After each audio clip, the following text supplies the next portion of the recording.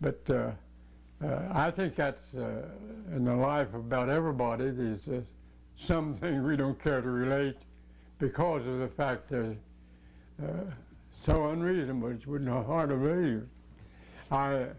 There's one now that I might say right now that there's one.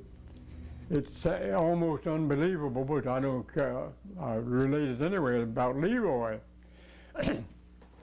Now, it's a swarm of bees. And the bees settled up in a little tree, probably chestnut tree or something, anyway, a little tree.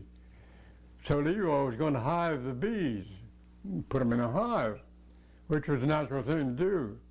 He climbed up in a tree a little ways, and of course was going to cut the limb off, ease it down to the ground, and put the bees in the hive. But somehow he shook the limb, and the bees dropped off the swarm. You see, they're all up in the swarm. And they just about stung him to death. They just covered him, and he was just swelled all over.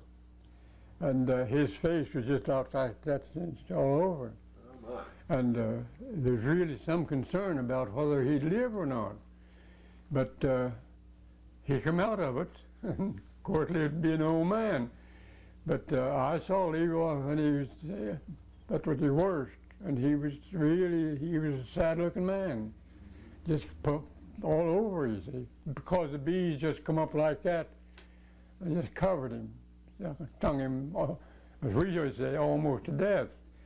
But he, some fellows said, eat honey, all the honey you can eat. Now, I don't know what all he done, but whatever people suggested, I suppose, done, but didn't have any doctor, of course, handy, I suppose, and he couldn't have done anything with, couldn't by the time he got there from Rosedale anyway. But that's one thing, it sounds almost unbelievable to me that a man would get stung that much and then come out of it. Now, I'm sure that could happen.